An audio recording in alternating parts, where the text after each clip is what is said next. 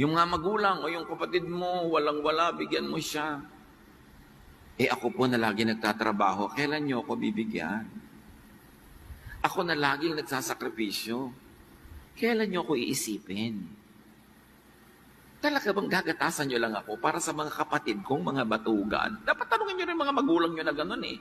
Yung mga anak na matitino, yun ang pinapabigatan lagi. Sa kanya tinatambak lahat ng problema, pinapasolve sa lahat ng problema. Nililikha ng mga magugulong mga ibang kapatid. Tama ba yun? Yan din ang dahilan kaya hindi tayo makaahon-ahon sa sobrang mga hirap. Napaka-konsentidor natin sa mga tamad at batugan. Laging binibigyan ng pabor. Iiyakan ka ng nanay mo, ano kayong kapatid mo, tubusin mo na sa preso. 15 beses ko na pong tinubos yan. 15 beses na rin naurong ang kasal ko, inay. Nagka-losyang na ako. Dahil sa pagsasabi niyo sa aking alagaan ng mga kapatid kong ang daming anak kung saan-saan, nagpakasaya-saya, nagpakalunod sa mga kaligayahan.